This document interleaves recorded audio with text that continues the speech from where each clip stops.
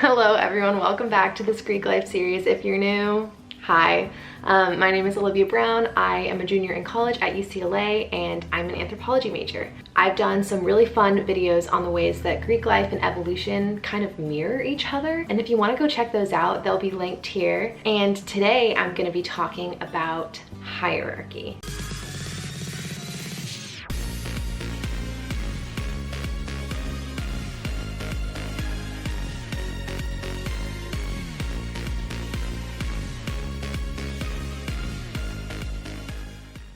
So something I get asked surprisingly a lot by people who don't go to my school is, oh, what's top house, or where does your house rank? These superficial markers of how good you are or how high in the food chain your Greek organization is something extremely prevalent and extremely, in my opinion, stupid.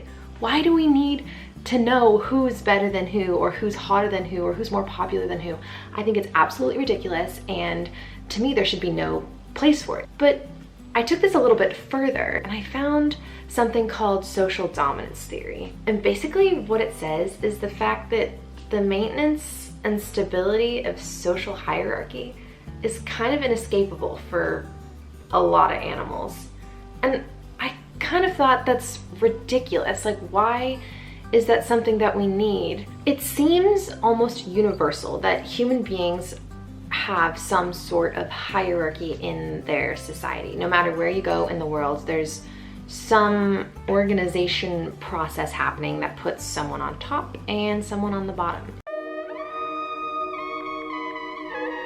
The naturalistic fallacy, I'm gonna put an explanation here. Just because human beings are evolved to do something, or that our genetic information says to do this, does not make it okay. Ever, under any circumstances. There is no moral implications that's inherently like birthed from the biological implications, okay? That is so vital to understanding this video. Biology doesn't write the rules of morality. It's just not the way the world works.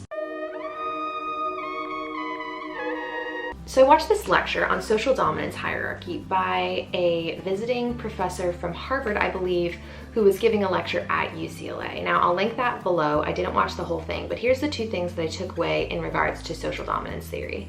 There's two assumptions that come with it. One, human beings are predisposed to have social hierarchy. Don't ask me why, I don't like it, but just take it at face value, okay? And then number two, oppression is then the product of social dominance theory. So then with those two assumptions in mind, does that mean then that the Greek system is predisposed to have hierarchy? Is it impossible for a series of sororities on a row to be equal to each other in status? Why? Why was the question that kept coming up this week? And frankly, I don't have the answer. It just seems like the cards fall in some ranking system every single time. Now, if Greek systems have this superficial status hierarchy, how do we know that's real? Maybe that's just something that I'm observing or happens at my college, but it's not. There's a website online called GREEKRANK, and as ridiculous as it sounds, this website literally ranks sororities and fraternities on different college campuses based on 6 key features. Those are looks, popularity, classiness, involvement, social life, and sisterhood/brotherhood. Now, I don't think I've ever heard something more superficial in my entire life. Are you kidding me? That is not okay. That is objectively not okay. There are a lot of things about the Greek system that are absolutely incredible and I loved.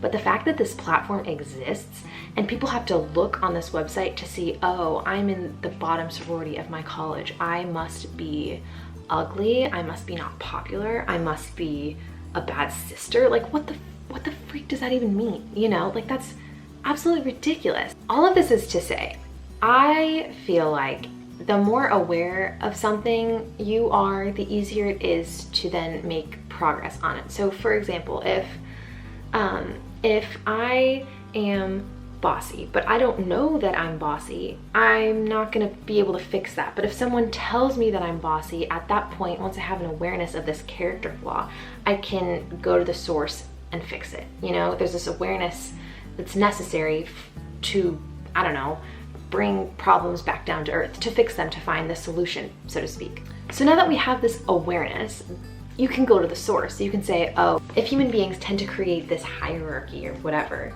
how can we break it down? How can we create a world in which people are actually equal to each other, or girls don't treat each other better or worse because they think they're in a better house, or that they're cooler or hotter or whatever it is? How do we break that down?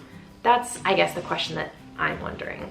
I apologize if this video was all over the place, by the way. It was more conversational versus the previous ones that have had a set list of points. As you could probably tell, I'm a little bit irked by this whole thing. I think it's really wrong and really upsetting that boys and girls are pushed into this system where they're told that, oh, you are better or worse than someone else. I don't think that's okay. I do not agree with it.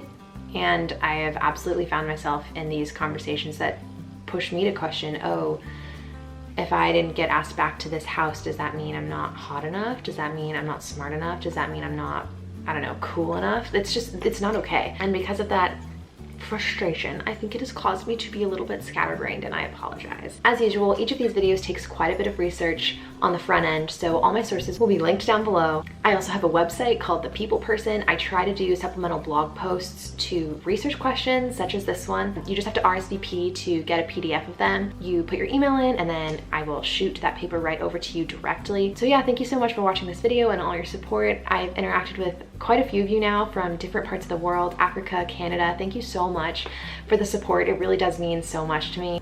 And yeah, I will see you in the next Greek life video, and thank you so much. See you next time. Peace out. Bye.